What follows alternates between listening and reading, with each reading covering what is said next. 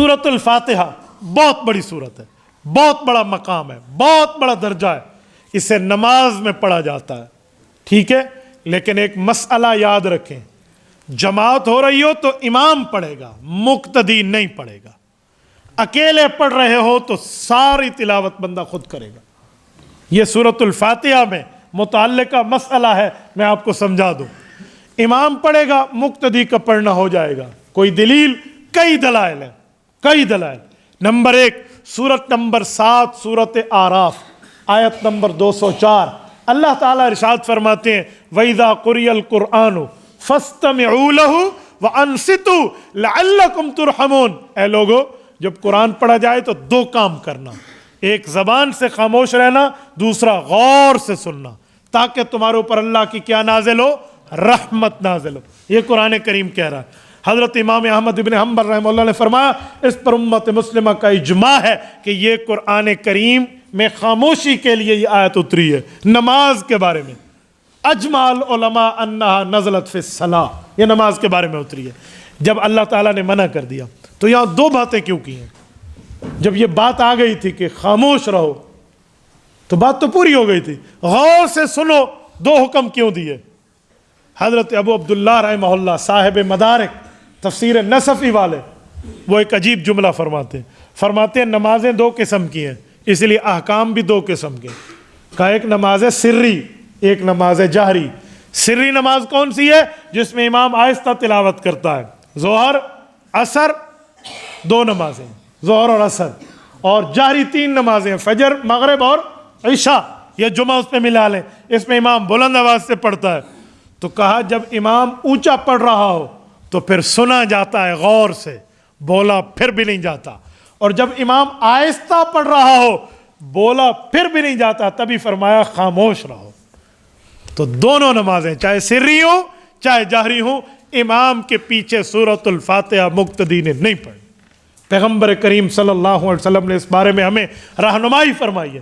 صحیح مسلم کی صحیح حدیث جلد اول صفحہ 178، حضرت رسول اللہ صلی اللہ علیہ وسلم کا فرمان حضرت ابو موسیٰ اشعری رضی اللہ عنہ کے واسطے سے موجود ہے۔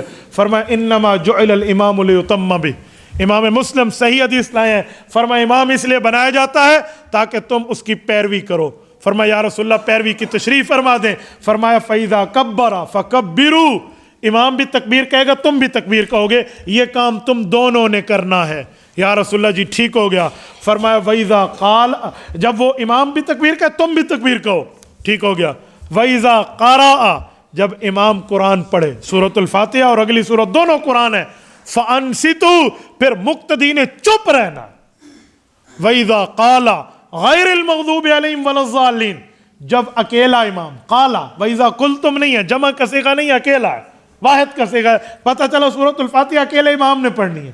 وَإِذَا قَالَ غَيْرِ الْمَغْضُوبِ عَلَيْهِمْ وَلَا الضَّالِّينَ، جب امام سورۃ فاتحہ پوری کر لے، فَقُولُوا آمین، پھر آپ نے آمین کہنا، ٹھیک ہے؟ تو پتہ چلا امام اور مقتدی دونوں نے تکبیرات تو کہنی، اللہ اکبر اللہ اکبر، سامع اللہ لمن حمدہ کا جواب ربنا لک الحمد، یہ تو کہنا ہے، لیکن قرآن کریم مقتدی نے نہیں پڑھنا۔ ہاں مقتدی نے آمین کہنا ہے، وہ بھی آہستہ۔ میں آگے چاہ کر دلائل دیتا ہوں کہ آمین یہ اس کے بعد میں بات کرتا ہوں، میں سورۃ الفاتحہ کو مکمل کر لوں۔ تو آپ نے آمین کہنا ہے۔ چلو میں یہاں مکمل کر لوں، پتہ نہیں بعد میں ایک کلپ کسی اور طریقے پہ اپلوڈ ہو تو لوگ کہیں گے پتہ نہیں دوسرے کلپ نو کتنے لبیے ودے۔ توجہ، آمین آپ نے کہنا ہے اور آہستہ کہنا ہے۔ کوئی پوچھے دلیل، میں دلیل ذکر کر رہا ہوں، حدیث پاک میں ہے، رسول اللہ صلی اللہ علیہ وسلم نے فرمایا اذا امن الامام فامنوا، جب امام آمین کہے تو تم بھی آمین کرو۔ فمن وافق تامینہ تامین الملائکہ غفر لہ ما تقدم من ذنبی، فرمایا فرشتے بھی آمین کہتے ہیں، جس کی آمین فرشتوں کی آمین سے مل گئی اس کے گناہ معاف ہے۔ حدیث میں فرشتے کیسی آمین کہتے ہیں؟ تاکہ ہماری آمین اس کے برابر ہو جائے۔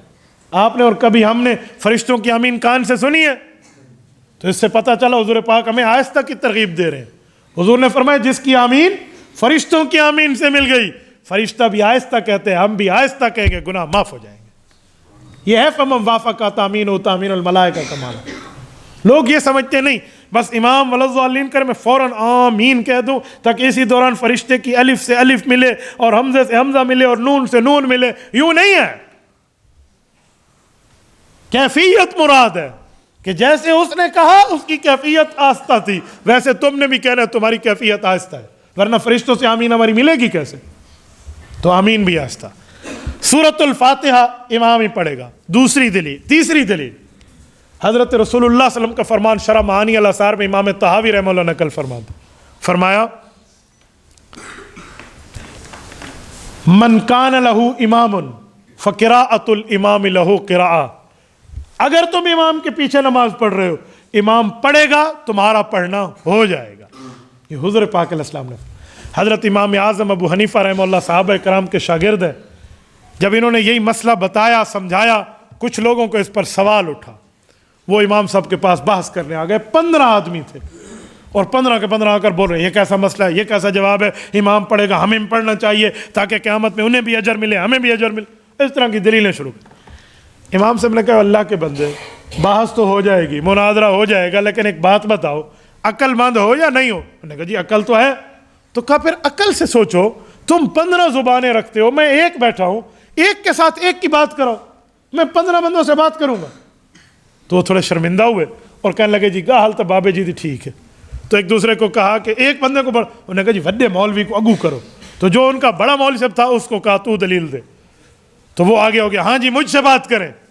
امام سے نے کہا جو 14 آدمی پیچھے ٹھہرے ہیں یہ کیا کریں گے؟ انہوں نے کہا چپ رہیں گے۔ کہا کیوں چپ رہیں گے؟ ان کی دلیلیں۔ انہوں نے کہا جی میں دلیل دوں گا ان کی دلیلیں ہو جائیں گی۔ امام سے نے کہا ایک بار پھر کہنا۔ انہوں نے کہا جی میں دلیل دوں گا میرے ساتھیوں کی دلیلیں ہو جائیں گی۔ کہا یہی تو میں کہتا ہوں کہ امام سورۃ فاتحہ پڑھے گا مقتدیوں کی ہو جائے گی۔ ابھی مناظرہ شروع ہی نہیں ہوا تھا کہ اگلوں کو جان کے لالے پڑ گئے۔ یہ ہے امام اعظم ابو حنیفہ۔ انہوں نے کہا جی این کل توبہ ہے تو اتنا ہی مسئلہ لوٹا لاٹتے بن سکتا ہے۔ تو انہوں نے کہا یہی میں کہہ رہا ہوں کہ تمہارے بندے دلیل نہیں دے رہے، تم دو گے ان کی طرف سے ہو جائے گی، کیوں تم بڑے ہو، ایسے امام بھی بڑا ہے، سورۃ فاتحہ پڑھے گا مقتدیوں کی طرف سے ہو جائے گا۔ تو قرآن صرف امام نے پڑھنا ہے، تو یہ حدیث پاک ہے۔